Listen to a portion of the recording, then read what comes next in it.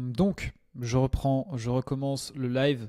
Il n'y a plus personne, évidemment. Mais c'est pas grave. En tout cas, pour cette fois-ci, je vais faire comme ça. Et je vais faire comme si nous étions en live pour quand même partager la publication. Donc, sujet du live de cette semaine, on était sur comment structurer intelligemment une séance de calisthénie. Je vais plutôt me mettre... non, je vais me mettre là. Comment structurer intelligemment une séance de calisthénie. Donc, comme d'habitude, je fais un petit point sur le sommaire. On va faire un point d'introduction. Je vais parler des erreurs fréquentes. Donc, pour commencer, je vais faire un point théorique. Le but, c'est que vous puissiez identifier vos erreurs à l'aide de ce que je vais vous partager. Et ensuite, je vais mettre un point un peu plus pratique où, en fonction des erreurs que je vais vous partager, je vais vous expliquer, enfin vous proposer des outils concrets pour pouvoir pallier à ces erreurs-là et éviter de les faire à nouveau à partir de maintenant. Je vais proposer un exercice pratique. Je vais l'expliquer dans le point d'introduction. Jusqu'à aujourd'hui, j'ai fait beaucoup de lives éducatifs, beaucoup de lives conseils, où vraiment je restais là. Maintenant, je vais essayer un maximum de proposer des passages à l'action pendant la présentation pour pouvoir justement intégrer d'une meilleure manière tous les conseils que je vais vous partager, toute la théorie que je partage. Donc évidemment, on était en live juste avant, c'était possible. Là, je refais en rediffusion avec personne, donc si tu veux quand même faire l'exercice, tu peux. En tout cas, le but, c'est d'avoir un peu plus d'interaction dans les présentations que je propose. Je vais parler de l'accompagnement que nous avons, Vision, et je vais faire un dernier point du coup sur les questions à la fin. Donc, pour introduction, donc pas mal de changements par rapport au live. Là, ça faisait un peu plus de 2 mois que j'avais arrêté de faire des lives sur le groupe Facebook. Pour info, je pense qu'il y a plus d'une 50aine de lives qui ont été faits. Comme j'ai expliqué, ça a été beaucoup de la théorie jusqu'à aujourd'hui. J'ai terminé par arrêter parce que je m'y retrouvais plus. Et donc là, je reprends parce que j'ai envie de reprendre tout simplement. Et j'ai envie de reprendre d'une manière un petit peu plus différente. Donc c'est pour ça que maintenant, je vais proposer beaucoup plus d'interactions. Je vais proposer beaucoup plus d'animations sur les lives. Notamment avec des exercices un peu plus pratiques, comme je disais, pour intégrer un peu plus les principes que je vous partage pendant les lives. Donc, les changements, fréquence au niveau des lives, ça ne va plus être une fois par semaine comme ça l'a été jusque maintenant. Je vais essayer d'en partager 1 ou 2 par mois en moyenne. Après, il n'y aura plus vraiment de fréquence, c'est toujours la même manière avec les sondages sur le groupe. Je vais beaucoup utiliser du contenu de l'accompagnement vision qu'on propose. Jusqu'à aujourd'hui, j'ai essayé de séparer au maximum ce qu'on propose dans l'accompagnement et le contenu gratuit que je propose. Ça fait aussi partie des changements que j'ai envie d'intégrer à partir de maintenant, où j'ai plus forcément envie de mettre de séparation bien distincte. Donc ce que vous allez voir ici, ça fait partie de la formation qu'il y a sur l'accompagnement vision. Je vais vous en parler un petit peu plus tard. Donc voilà, je vais vraiment essayer de vous partager beaucoup plus de contenu entre guillemets exclusif, même si c'est du gratuit, et c'est pour ça aussi que maintenant je commence à le proposer sur YouTube. Donc comme je le disais, beaucoup d'éducation avec, pour mieux imprimer les principes, des exercices, des passages à l'action. Donc soyez présents, je vous invite du coup à pas trop être sur le téléphone ou à faire autre chose, à m'écouter dans les oreilles. Essayez vraiment de prendre ce temps, on va être 25-30 minutes ensemble pour intégrer au maximum tous les principes que je vais vous partager. Et bon, ici c'est pas d'actualité, mais ce que j'explique, c'est pendant la présentation, les chats sont ouverts. Encore une fois, c'est si on est en live, là on ne l'est pas à cause d'un problème. Donc le chat pendant la présentation et le micro pour les questions à la fin. Et sur quoi est-ce que je me base? Je me base simplement sur mon expérience personnelle en tant que pratiquant. Moi, je pratique depuis 2014 la calisthénie. Et maintenant, ça fait donc depuis 2022 que je coach à temps plein en calisthénie en ligne. Donc, je vais simplement me baser sur ces 2 expériences-ci. Je ne pense pas avoir la vérité absolue. Il y a plein de manières de faire en calisthénie. Je vous partage simplement ce qui fonctionne et ce qui fait du sens pour moi. Donc, entrons dans le vif du sujet, on va parler donc des erreurs fréquentes ici. Est-ce que ça enregistre bien? Oui. On va parler donc des erreurs fréquentes. Comme je le disais, je vais d'abord partager vraiment la théorie. On va partir du plus large vers le plus spécifique. Et ensuite, je vais vous parler du coup de cas un peu plus pratiques. Donc, deux grosses erreurs. Comme je disais, on va vraiment partir à grosse échelle. Il y a ceux qui, n'ont pas du tout de plan, n'ont pas du tout de structure dans leur séance. Et il y a ceux qui, du coup, vont avoir une structure, un plan, mais qui est pas structuré. Ça va être par exemple des gens qui prennent un programme qui n'est pas le leur, ça va être des gens qui suivent, je ne sais pas, quelqu'un à la salle de sport, ou des gens qui essaient de créer leur propre programme, mais il n'y a pas forcément de sens. Et c'est surtout de cette partie-ci qu'on va parler ici. Pour ceux qui n'ont pas de plan, je pense qu'aujourd'hui ça va être un tout petit peu moins optimal pour vous. Ça ne veut pas dire que vous devez arrêter la présentation ici. Simplement, si vous n'avez rien aujourd'hui en place, vous n'avez pas forcément d'éléments de comparaison par rapport à tout ce que je vais vous partager. Je vous partage plus tard dans la présentation le programme prédéfini que j'ai créé du coup en calisthénie.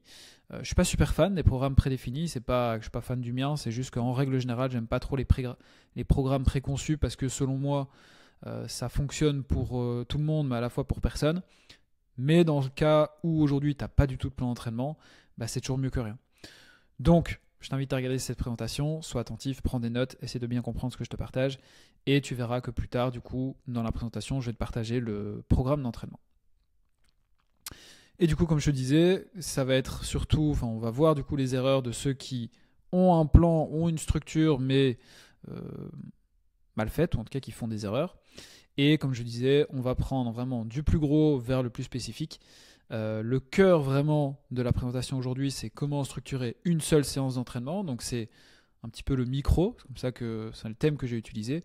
Par contre, pour vraiment bien comprendre les erreurs du micro, je me devais de quand même parler de l'échelle un peu plus grande, donc du macro. Et le macro, ça va être structurer une semaine d'entraînement, plusieurs mois d'entraînement. C'est avoir une vue un peu plus globale, on va dire, que juste sa séance de calisthénie, parce que aujourd'hui, pour bien structurer sa séance, on ne peut pas négliger les aspects qui sont un peu plus importants, un peu plus grands.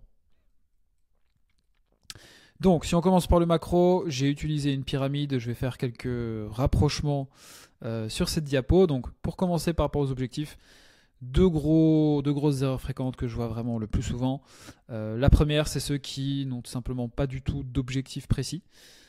C'est des gens, et ça je le vois souvent pourtant, des gens qui passent à l'accompagnement chez nous et par exemple, à la fin de l'accompagnement, qui me disent en fait ce que j'ai appris, j'ai appris déjà à avoir vraiment une ligne directrice bien précise, parce que avant, en réalité, je me rendais compte que je n'avais pas forcément d'objectif précis.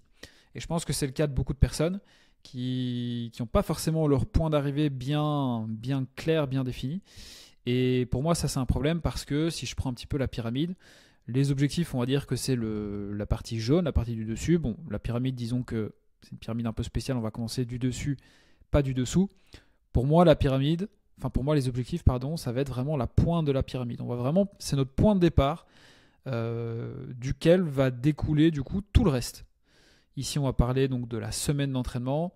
Ici, on va parler de la séance d'entraînement. Ça va être vraiment notre corps de la présentation aujourd'hui. Mais ce que je veux dire, c'est que pour arriver ici et qu'il y ait une certaine logique, il faut que notre objectif, il faut que notre point de départ soit vraiment clairement établi. Parce que c'est de là que va découler vraiment tout le reste. Donc pour moi, grosse erreur fréquente, c'est des personnes qui n'ont pas d'objectif vraiment clairement établi, que ce soit dans leur séance ou même à plus grosse échelle dans ce qu'ils veulent, dans ce qu'ils veulent atteindre. Et du coup, à l'inverse, hyper fréquent aussi, c'est peut-être une des erreurs les plus fréquentes que je vois. À l'inverse, des personnes qui ont trop d'objectifs en même temps, qui me disent, ok, moi je les ai par exemple en appel avant de faire un coaching, moi je veux du front lever, je veux du handstand push-up, je veux du handstand, je veux du drapeau, je veux du ça. Et au final, c'est des gens qui retrouvent à tout travailler, mais rien à la fois.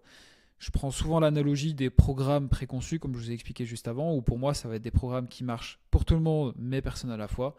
Les objectifs, pour moi, c'est un peu pareil. Si tu fais tout, mais rien à la fois. Parce qu'au final, ton cerveau, ton corps n'a pas le temps vraiment d'imprimer tout ce que tu fais. Il est plus perdu qu'autre chose. Et j'aime bien aussi l'expliquer, comme par exemple un pianiste qui va essayer d'apprendre 10 morceaux ou tout un album en 3 mois. Travailler trop d'objectifs en même temps, ça peut être chaque jour où il pratique le piano, il va essayer de faire tous les morceaux en même temps. En fait, son cerveau, il va être perdu. Je pense que c'est mieux aujourd'hui de se dire, ok, pendant 3 semaines, 4 semaines, je fais les 2 premiers morceaux. Une fois que c'est validé, je vais faire les 2 autres. Donc en termes d'objectifs, c'est ça. C'est avoir des objectifs qui sont clairement établis. mais d'avoir une sorte de... Enfin, d'être assez réaliste dans ce qu'on veut, savoir faire des sacrifices pour pouvoir faire des progressions et reprendre peut-être d'autres objectifs plus tard. Donc objectif, premier triangle de la pyramide, si on dit que notre pyramide elle commence du coup par le haut. Ensuite, les splits d'entraînement, on va arriver sur le second étage. Une fois qu'on a défini nos objectifs, on va arriver sur les splits. Les splits, qu'est-ce que c'est? C'est les structures à la semaine qui existent déjà. Je prends le cas très simple d'un gars qui fait de la musculation. Sur sa semaine, il a une séance épaule, une séance dos, une séance pec, une séance machin, une séance machin. En calisthénie, ça va être pareil. Il y a des splits, il y a des structures d'entraînement qui existent et on va devoir choisir sa structure à la semaine en fonction de ses jours disponibles, en fonction de ses objectifs. On va voir ça dans la partie un peu plus pratique. Mais du coup, une autre erreur fréquente sur le macro, ça va être des personnes qui n'ont pas de split. C'est-à-dire, je vais à la salle de sport 2 fois, 3 fois, 4 fois, ça dépend. Et en fait, je sais même pas. Je vais à la salle, je sais même pas ce que je fais. Juste, je me laisse porter, ou alors entraînement à la maison, peu importe. Je me laisse porter, je télécharge une séance et je fais. Sans forcément réfléchir à quelque chose d'un peu plus gros, d'un peu plus large. Donc vraiment super important, avoir des objectifs qui sont bien établis, pas trop d'objectifs, des objectifs qui sont cohérents avec ce qu'on veut.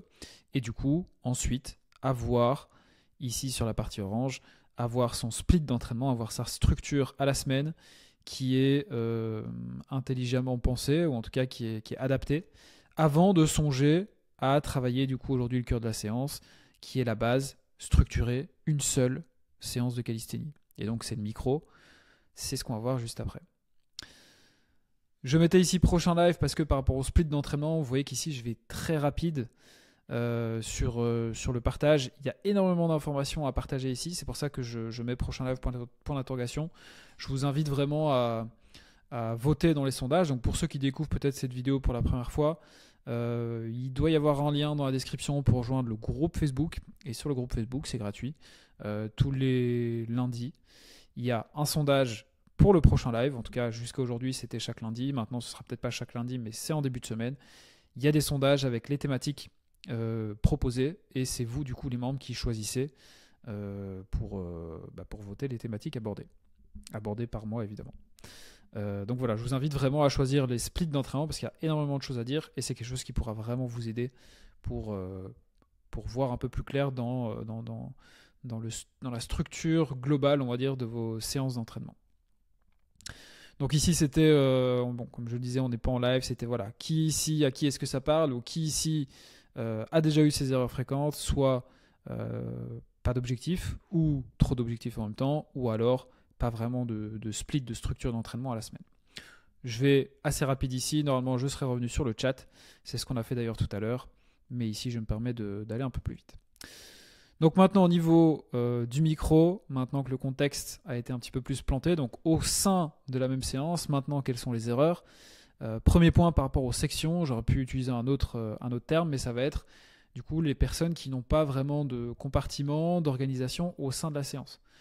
Quand je parle de compartiment d'organisation ici, je parle un échauffement, ensuite travailler peut-être les figures, l'aspect force, l'aspect renforcement, l'aspect prévention ou rééducation des blessures. Voilà, toutes ces sphères potentiellement travaillables, c'est pas très français mais vous m'avez compris, c'est important d'avoir en fait cette organisation au sein de la même séance.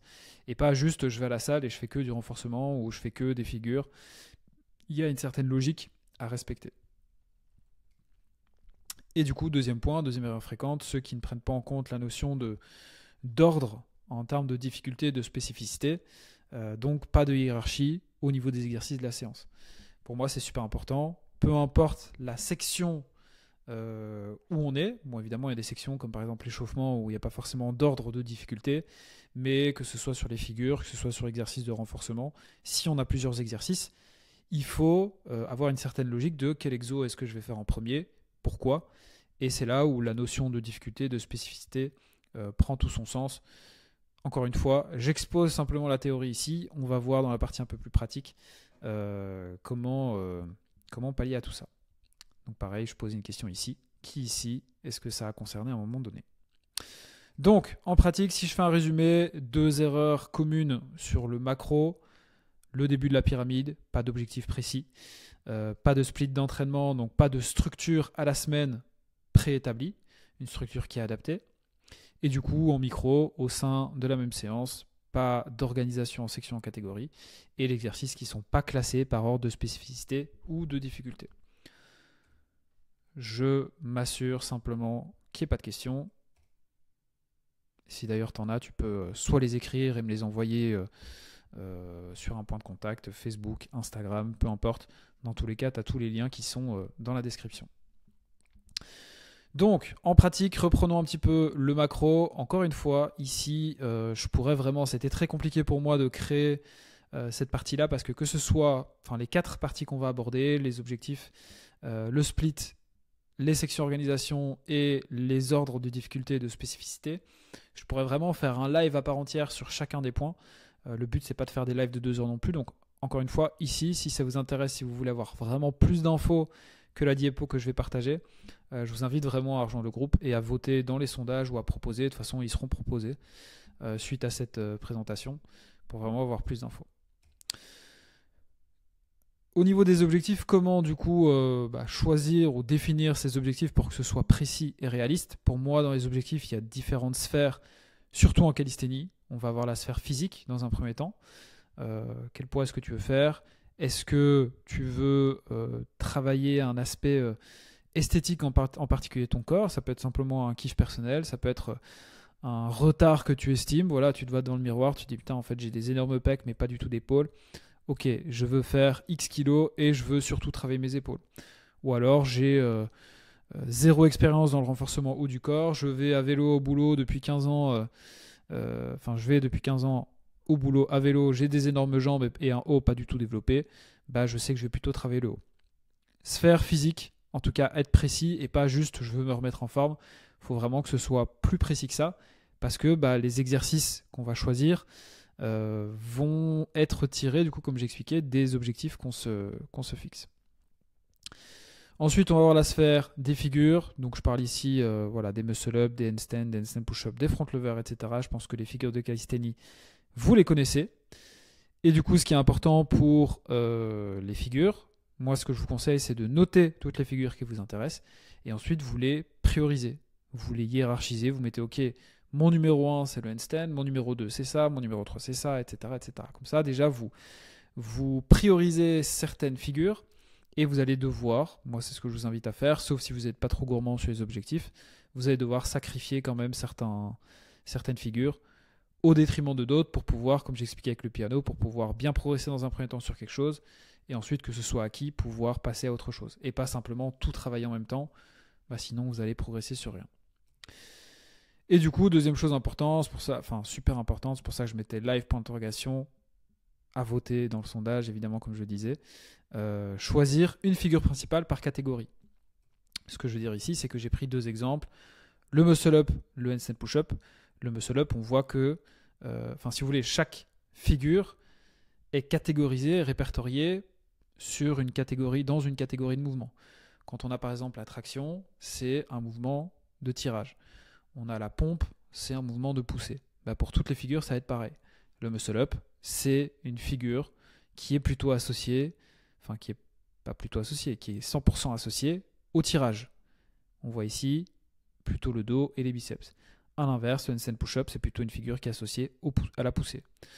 Il y a beaucoup d'organisations différentes. Moi, ce que je vous conseille ici, j'essaie vraiment d'être le plus clair possible, de vous partager l'ABC de la calisthénie. Je vous conseille de garder les figures de tirage dans vos séances de tirage, les figures de poussée dans vos séances de poussée. Donc, une fois que vous avez listé vos figures, une fois que vous avez hiérarchisé, après vous les catégorisez. Ok, dans le tirage, j'ai du muscle-up, j'ai du front lever. Dans ma poussée, j'ai du handstand, j'ai du handstand push-up. Et vous en choisissez une principale et ça va être la figure que vous allez travailler au sein de votre séance. Vous voyez, c'est pour ça que je mets le live, c'est que je vais vraiment en rapide ici. Si je vous ai un petit peu perdu, c'est peut-être normal. Je pourrais vraiment en parler des heures. Mais malheureusement, c'est pas le sujet principal aujourd'hui. Et du coup, dernière sphère, la sphère performance, où là, on va plutôt identifier des objectifs type, bon, bah, je veux faire X tractions d'affilée, je veux faire X pompes d'affilée, ou je veux faire par exemple un RM, donc one rep max, donc une répétition sur mon dips avec plus 40 kg, plus 60, 80, peu importe. Voilà pour moi sur la définition d'objectifs. Encore une fois, je vais très rapidement ici. Voilà pour moi comment est-ce qu'on doit s'y prendre. Physique, figure, performance, précision, priorité. Et soyez réaliste évidemment. Si aujourd'hui vous ne faites pas une traction, vous ne dites pas bon, bah, pour dans 3 mois je veux 20 tractions. Ça fait du sens.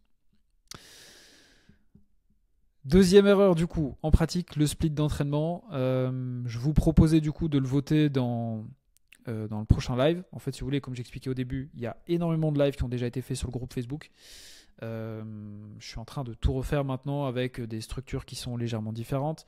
Dans tous les cas, si vous êtes impatient, vous voulez quand même en apprendre plus sur les splits d'entraînement, il y a déjà un live qui a été fait donc le 27 avril 2024 sur le groupe. Vous tapez live rediffusion, les différents splits d'entraînement. Il y a 30-40 minutes de présentation ici, ce sera quand même très utile. Mais dans tous les cas, je le referai prochainement avec un peu plus de précision. Donc pour moi, pour choisir son split d'entraînement adapté, il y a 2 questions super importantes à se poser. C'est 1, quels sont mes objectifs ? Parce qu'il y a des gens qui, par exemple, ne vont pas avoir d'objectif de jambes. Il y a des gens qui ne vont peut-être pas avoir d'objectif de tirage, si par exemple ils font de l'escalade à côté. Donc si c'est le cas, vous n'allez pas choisir un split d'entraînement où il y a du tirage et où il y a des jambes, par exemple. Donc pour moi, ça c'est super important. Et par exemple, si vous avez plus d'objectifs au niveau du haut du corps, vous allez peut-être choisir un split, une structure, où le haut du corps est prédominant. Et du coup, deuxième question super importante, c'est combien de jours est-ce que je peux m'entraîner par semaine ? Et en fonction de ces 2 réponses, vous allez pouvoir identifier le split, la structure qui vous correspond le mieux. Il y a des exemples, comme par exemple le full body 3 fois par semaine, le upper lower, donc c'est haut bas 4 fois par semaine, donc ça va être 2 entraînements upper, 2 entraînements lower, le push pull leg, donc pousser tirage jambes 6 fois par semaine. Mais après, encore une fois, vous faites vraiment des mishmash à votre façon. Ici, tout est possible. Ne vous dites pas putain, mais c'est bizarre, moi je me fais coacher et en fait le gars il me met pas une structure qui existe. On peut faire vraiment ce qu'on veut, d'accord ? Enfin, on peut faire ce qu'on veut. Ici, je vous donne évidemment la théorie pour que vous puissiez vous y retrouver, mais quand on est en coaching, on peut faire des ajustements. C'est très personnalisé. Voilà, moi je vous montre simplement la théorie que je vous conseille d'appliquer pour commencer. Au niveau du coup des sections des catégories, bon, on arrive seulement au cœur au cœur. Normalement, c'est un peu ça le thème aujourd'hui, mais je pense que vous l'avez compris. Pour moi, c'est hyper important de passer par toute cette partie macro dans un premier temps parce que c'est tout simplement indispensable pour pouvoir parler de tout ça. Donc ici, au sein même de la séance, quelles sont selon moi les sections, les catégories à intégrer ? Il y en a plusieurs. Évidemment, la première, ça va être intégrer un échauffement. Un échauffement articulaire, ça veut dire, ok, bon, bah, si je veux travailler une séance calisthénie haut du corps, je vais bouger mes épaules, je vais faire aller mes coudes dans tous les sens, mes poignets, ma colonne. Voilà, bouger toutes ces articulations. Si vous voulez, j'ai une vidéo que je vais vous partager un peu plus tard dans la présentation si vous voulez vous en inspirer. Et après, un échauffement cardiovasculaire, ça peut être 2-3 minutes de corde à sauter, ça peut être du tapis, ça peut être de la marche rapide, ça peut être des burpees, n'importe quoi. Voilà, 3 à 5 minutes. Le but, c'est pas de vous tuer, c'est plus d'activer un petit peu plus la pompe cardiaque, d'augmenter votre température corporelle. Et voilà, le but, c'est pas trop de se cramer, c'est juste d'être un peu chaud avant d'entamer la séance. Moi, ce que j'aime beaucoup, c'est inclure de la mobilité, de par mon approche complète, de par mon passé de kiné. Et dans tous les cas, je trouve que c'est essentiel, surtout en calisthénie, d'avoir de la mobilité. J'aime bien la caler à ce moment-là, avant l'entraînement, pour justement agir sur nos limitations et pas être limité pendant la séance. Si par exemple mes épaules sont très raides, que je suis bloqué ici et que je dois faire des handstands juste après, je vais faire de la mobilité pour pouvoir accentuer, pour pouvoir améliorer ma mobilité d'épaule et pas être limité pendant mes entraînements. Et la mobilité, évidemment, c'est très personnel. Ne faites pas. C'est comme, j'allais dire, ne prenez pas juste des exercices au pif et faites de la mobilité. C'est comme ne prenez pas un programme au pif et allez vous entraîner. Ça dépend évidemment de vos limitations. Si ça vous intéresse, Nous, on a des évaluations. Vous m'envoyez un message, vous me dites écoute, j'ai vu ton live, tu as parlé de mobilité, ça m'intéresse. Est-ce que tu as les évaluations à me faire passer? Je te fais prendre les quelques photos. Enfin, c'est un document, il y a quelques photos. Je te l'envoie, tu m'envoies les photos, je te montre juste ces exos à faire. Et voilà, c'est avec très grand plaisir si je peux t'aider là-dessus. Ensuite, la partie des figures. Pour moi, super important que ce soit en premier lieu. Parce qu'on a besoin d'être frais physiquement, on a besoin d'être frais mentalement. Et les figures, c'est ce qu'il y a de plus difficile, de plus contraignant, de plus intense en règle générale. Donc moi, je conseille toujours de faire ça en début de séance. Je vois beaucoup de personnes de faire ça à la fin. Moi, pardon, je suis vraiment pas fan de faire ça. Encore une fois, hein, je le dis bien au début, je pense pas avoir la science infuse. J'ai pas la vérité absolue. Je partage simplement ce qui me parle à moi, ce qui fonctionne pour mes coachés. Voilà, en tout cas pour une personne lambda, je conseille vraiment de faire les figures dans un premier temps et de prendre le temps de faire ça avant ce qui arrive. Ensuite, de la force. Alors la force, c'est pas obligatoire non plus. C'est assez piégeux, je trouve, la force. C'est aussi une des erreurs les plus fréquentes. Je vois des gens qui font de la force vraiment beaucoup trop vite dans leur pratique et qui terminent par se blesser parce que c'est très, très intense. Donc la force, qu'est-ce que c'est? J'ai une petite vidéo là d'un coaché, donc Quentin. On a fait notre évaluation là, qui a terminé en 2024. On habitait tous les deux à Toulouse, donc c'est moi qui l'ai filmé là pour son évaluation finale. Simplement pour vous montrer la force, c'est quoi? C'est ok, je porte le plus lourd possible sur une répétition, par exemple. C'est pas que ça, mais c'est pour vous donner un petit peu une idée. Donc si c'est mal fait, si c'est fait trop tôt, ça peut vraiment être très dangereux plutôt pour votre intégrité, enfin pour pas se blesser quoi. Donc moi mes conseils par rapport à la force, c'est soit vous vous entraînez depuis au moins 1 an et demi, 2 ans et du coup vous pouvez commencer à songer à faire de la force, ou alors vous vous faites coacher et la personne qui vous encadre sait exactement ce qu'elle fait et à ce moment-là on peut peut-être commencer un petit peu plus tôt, mais dans tous les cas dans le doute, si vous savez pas et si vous débutez, plus ou moins, je vous conseille de ne pas faire de la force directement. En tout cas si vous en faites après les figures. Ensuite, on va voir tous les exercices de renforcement. Donc, on va le voir dans la prochaine diapo, mais ça va être partir du plus spécifique vers le moins spécifique. Donc, du plus spécifique vers le plus global, en fonction des objectifs qu'on a, évidemment. Et puis, du coup, un retour au calme juste après. Dans le renforcement, on peut aussi on peut partir, enfin, ce que je vous conseille aussi, partir des exercices plus complets vers des exercices d'isolation. Et dans le retour au calme, on peut avoir des étirements, on peut avoir peut-être des exercices de prévention, des rééducations. En tout cas, tout le travail un peu plus accessoire, vous pouvez le caler dans cette partie-ci. Et du coup, au niveau des exercices, classés donc en termes de difficulté et de spécificité, ici, on va surtout... ça va être surtout la partie des figures et du renforcement qui vont être concernés. Donc au niveau des figures, imaginons, déjà vous pouvez avoir un seul exercice, c'est-à-dire qu'au niveau des figures, on va prendre le muscle up. Vous pouvez très bien avoir qu'un seul exercice de muscle up et puis passer à la force. Si vous avez 2 exercices dans cette catégorie-ci, vous allez toujours prendre le plus difficile ou le plus spécifique. Après, logiquement, les deux jouent ensemble. Vous faites ça dans un premier temps. Et ensuite, le moins spécifique, le plus simple. Exemple, vous faites des muscle-up, des essais muscle-up en premier lieu, et après vous faites des muscle-up assistés. Le plus spécifique, le plus précis, celui qui se rapproche le plus du mouvement, c'est le mouvement en tant que tel. C'est aussi le plus difficile, et ensuite vous faites avec assistance. Pour prendre un autre exemple, si on prend l'exemple de la planche, vous pouvez par exemple faire dans un premier temps des tuck planches de votre variante, qui est le plus difficile pour vous actuellement. Et après, vous pouvez faire par exemple des planches lean, qui sont un peu moins intenses, mais qui restent dans la partie des figures. En tout cas, vous prenez le plus difficile, le plus spécifique en premier temps. Et au niveau du renforcement, ça va être pareil. J'ai pris 2 exemples ici. Si on reprend par exemple le handstand push-up, je fais mon échauffement, je fais ma mobilité. Là, dans mes figures, je fais mon handstand push-up au mur par exemple, je fais de la force et j'arrive au renforcement. Je suis dans une séance push, je vais avoir des pike push-up, je vais avoir des dips, je vais avoir des pompes par exemple.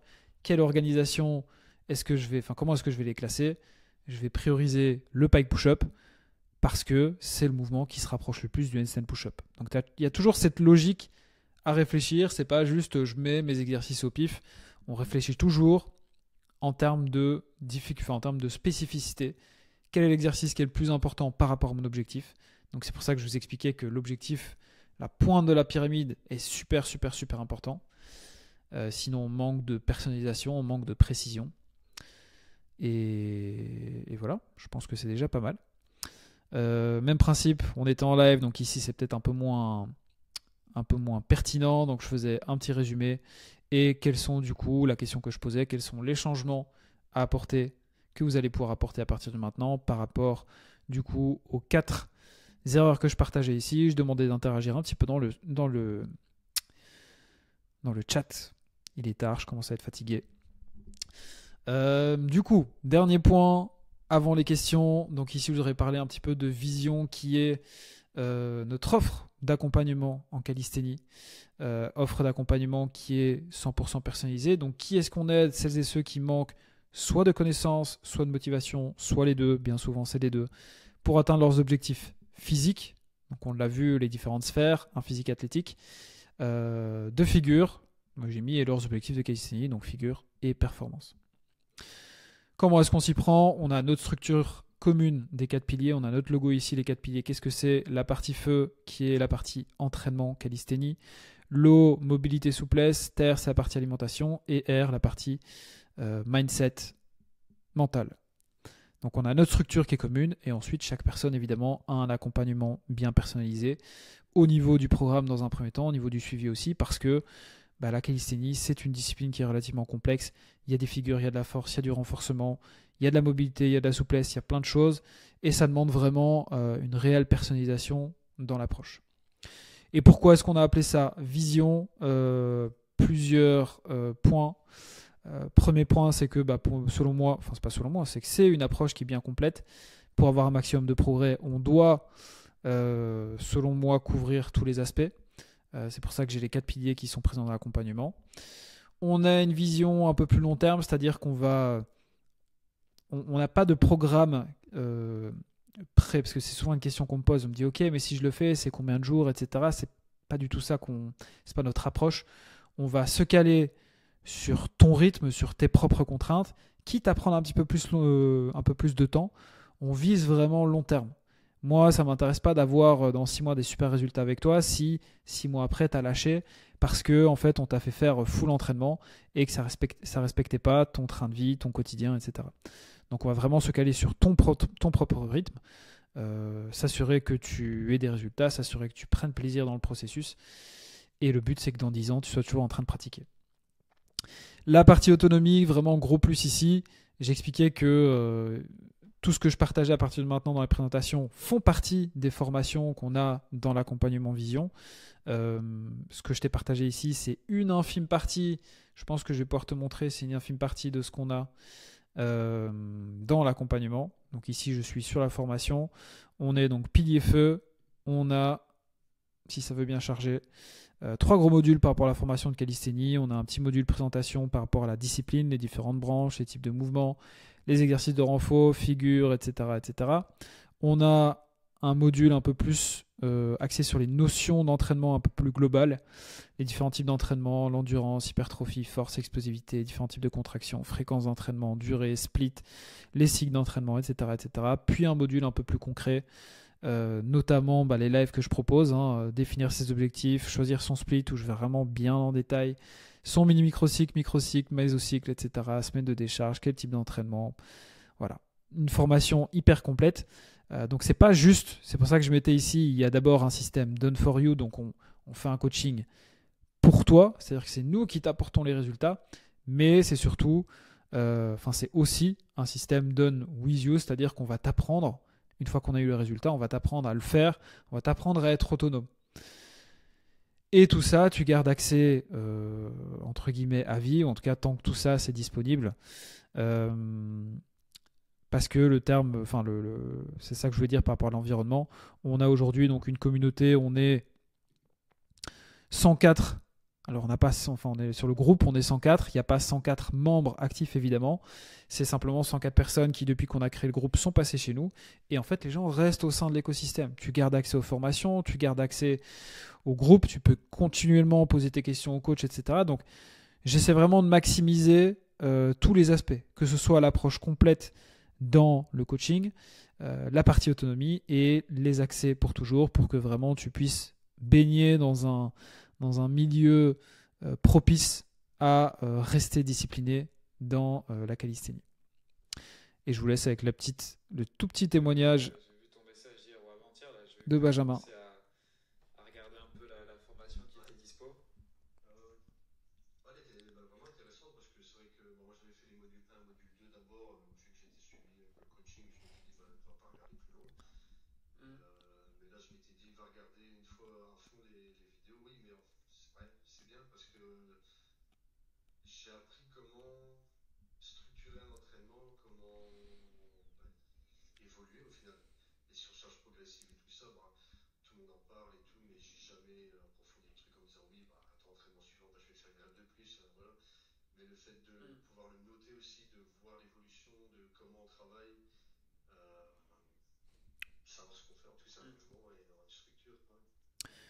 Je sais pas trop si vous avez entendu, en tout cas c'est pour ça que je vous ai laissé lire avec les sous-titres. Je voulais simplement vous partager un petit peu le fait que, bon voilà, Benjamin par exemple, il a terminé son accompagnement il y a plusieurs mois. Voilà seulement qu'il découvre un petit peu la formation. Et c'est ça qui est cool dans ce qu'on propose. Des transformations, différents profils. On a aussi des skills, des figures. Et je partage ça parce que ce sont des gens qui s'entraînent à la maison, qui ont des trains de vie bien remplis. Rémi ici, là, je pense 4 enfants à charge. On a Bruno qui a eu un super front lever, pareil, 5 enfants à charge. Donc c'est des gens entre guillemets lambda qui s'entraînent à la maison pour la plupart d'entre eux, qui ont une vie bien remplie. On a Mélissa qui a eu son muscle up et on a par exemple Alexandre. Alexandre s'est passé 50 ans, 1m90, 90 kg, qui a eu par exemple une technique assez sympa en équilibre. Voilà, tout ça pour dire que les résultats, ils sont là. Donc si tu veux plus d'informations, je te mets un lien juste en dessous pour réserver un appel directement avec moi. Simplement déjà prendre contact, discuter, voir un petit peu qu'est-ce qui t'intéresse. Est-ce qu'on peut t'aider? Si oui, comment? Et au moins tu auras toutes les informations. Et du coup, par rapport aux questions, je vais m'arrêter ici pour ce live parce que du coup, dans tous les cas, il n'y aura pas forcément plus de questions. J'espère que ça a pu t'apporter. En tout cas, si toi tu as des questions, tu peux soit les écrire en commentaire, soit me retrouver dans tous les cas sur les réseaux. Tu peux directement me les poser. Voilà, je pense que je peux te laisser avec ceci. Je te souhaite une excellente journée, une bonne soirée, peu importe où tu en es, et à très vite. À plus.